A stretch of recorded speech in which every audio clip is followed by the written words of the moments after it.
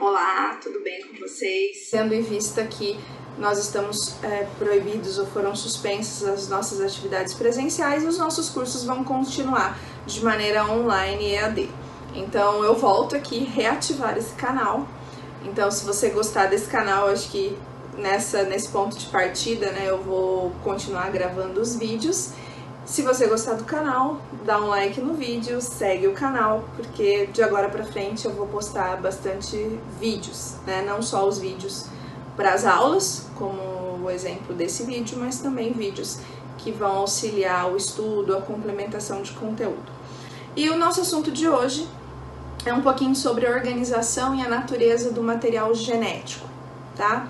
Quando eu penso em material genético, eu vou pensar no DNA. E o DNA é considerado como a molécula da vida, né? O DNA, o termo é ácido desoxirribonucleico.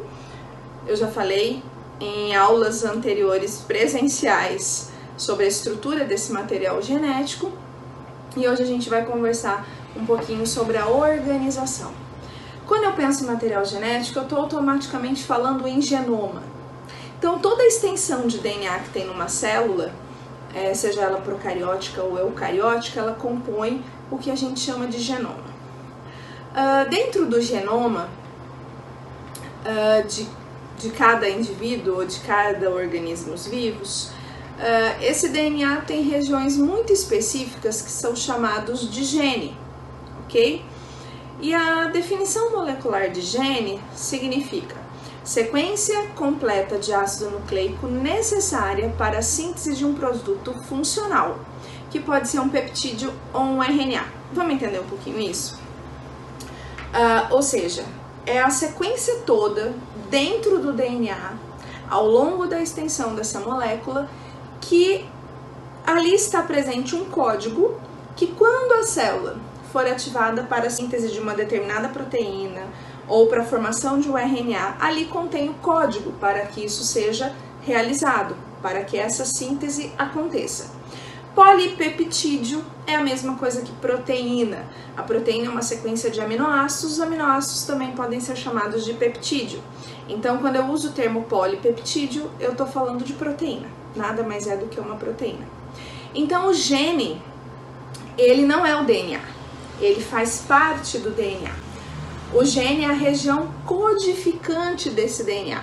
É a sequência de nucleotídeos que me confere uma informação, um código para produzir uma proteína, ok? E esse gene, obviamente, quando ele for ativado, ele vai passar essa informação para um RNA mensageiro, que vai interagir com o ribossomo, vai interagir com o transportador e esse código vai ser traduzido numa linguagem de aminoácido. Então, mais uma vez, o gene é a parte ou uma parte do DNA que confere um código para produzir uma proteína ou um RNA. Quando eu penso no gene de uma célula eucariótica, ele tem algumas regiões bem definidas, tá? Ele tem inicialmente uma região que é chamada de região promotora, tá? Que fica bem no início do gene. Essa região promotora, ela vai regular a iniciação ou início da transcrição, ou seja, o promotor da célula eucariótica, ele precisa ser ativado para que a síntese aconteça. Se o promotor não for ativado, aquela proteína não é gerada, porque não acontece a transcrição, que é o mecanismo de transliteração da linguagem de nucleotídeos do DNA para depois uma linguagem de aminoácidos, ok? Então, o gene ele sempre começa com uma região promotora. A região promotora de um gene é uma região estável, tá? E nessa região podem acontecer, obviamente, alguns tipos de mutação, pode acontecer fatores de transcrição que não são sintetizados pela célula e aí a transcrição desse gene não acontece. Portanto, a região promotora é uma região muito importante para que a síntese aconteça. Logo na sequência da região promotora, nós temos a sequência que é chamada de código. E depois da sequência de código, tem a sequência que a gente chama de finalizador ou terminador desse gene. Uma particularidade do genoma da célula eucariótica é que os genes dentro dessa região que é chamada de código, eles têm regiões que são chamadas de exons e regiões que são chamadas de introns. As regiões chamadas de exons é a que efetivamente tem informação para a proteína. E a região chamada de introns são as regiões que têm sequências importantes de nucleotídeos que vão participar de toda a formação do RNA mensageiro depois maduro, que é o que sai do núcleo e vai para o citoplasma, mas ela não tem a informação para produzir a proteína. Então, mais uma vez, o gene é composto pela região que é chamada de promotora, a região que é chamada de código, formada por exons e introns, e a região que é chamada de terminadora, ok? Bom, então, dentro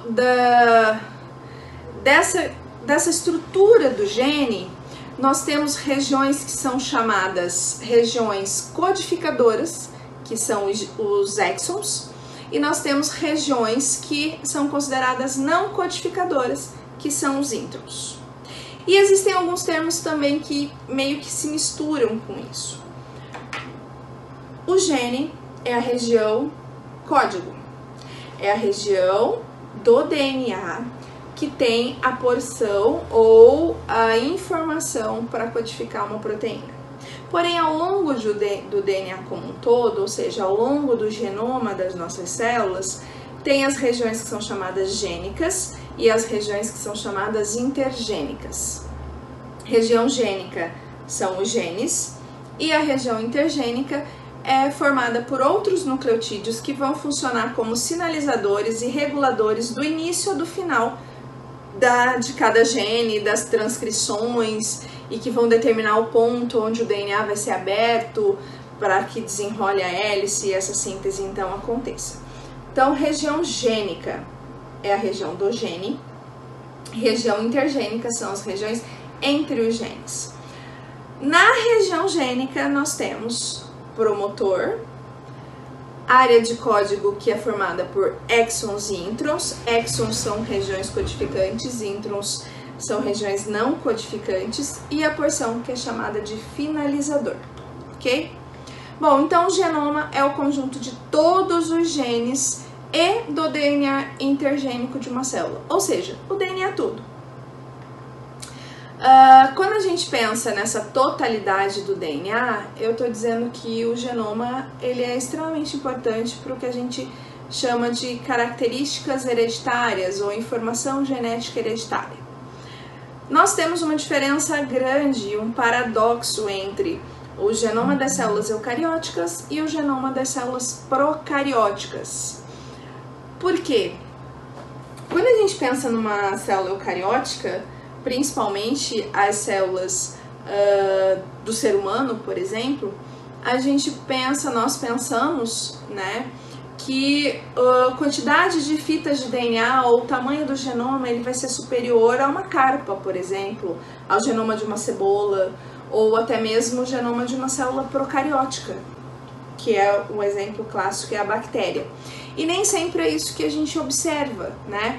Nós temos aqui nesse quadro, que vocês podem observar, o ser humano ele tem 23 pares de cromossomos, enquanto que o cavalo, por exemplo, tem 32, a carpa, que é um peixe, tem 52 pares de cromossomos, a batata tem 24 pares de cromossomos. Então, só para que vocês percebam que o tamanho do organismo vivo, ele não é indicativo para eu ter uma quantidade de cromossomos maior nesse ser vivo do que naquele outro ser vivo, ok? Uma outra característica do genoma da célula eucariótica é que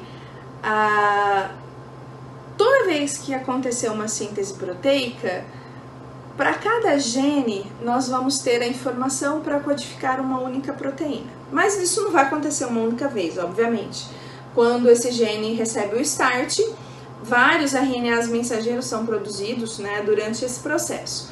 Porém, para cada gene nós temos uma proteína formada e muitas coisas, muitos eventos que a gente fala depois na influência da transcrição gênica podem atrapalhar ou mudar a estrutura desse gene, que vai ser refletida depois na sequência de aminoácidos ou na proteína, uma proteína funcional ou uma proteína não funcional.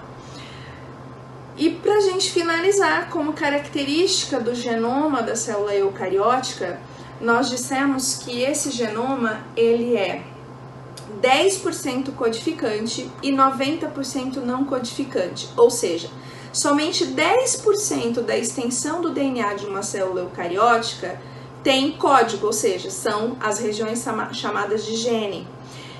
E 90% desse genoma é chamado de região intergênica, são aquelas regiões que vão influenciar a expressão desse gene, porém não são regiões que têm código para produzir proteína. Então, dessa maneira, o genoma eucariótico ele é considerado como tendo informação genética, né? Cerca de 10% de código de região codificante e 90% de região não codificante. Dentro dessa mesma perspectiva, como eu disse que o genoma eucariótico, para cada gene nós temos a codificação de uma proteína, e para que haja a formação da proteína, o primeiro evento é a transcrição, ou seja, a cópia dessa informação do DNA para o RNA mensageiro. O RNA mensageiro da célula eucariótica ele é considerado monocistrônico. Por quê? Porque ele vai ter exatamente a transcrição, ou seja, a cópia da sequência de nucleotídeos do DNA para uma sequência de nucleotídeos com uma linguagem de RNA uma única vez. Então, nós ficamos por aqui. Vou gravar mais um vídeo depois falando um pouquinho sobre o genoma da célula procariótica para a gente fazer essa comparação. E por último, o tamanho do organismo vivo ou do indivíduo, ele não reflete no tamanho do material genético, ou seja, no tamanho do genoma daquela célula, tá? Eu deixei aí para vocês aquela tabelinha, só uma tabelinha representando para vocês terem essa ideia da complexidade, que ela não acompanha o tamanho do organismo vivo, tá bom? Eu fico por aqui, um grande beijo para vocês e até o próximo vídeo.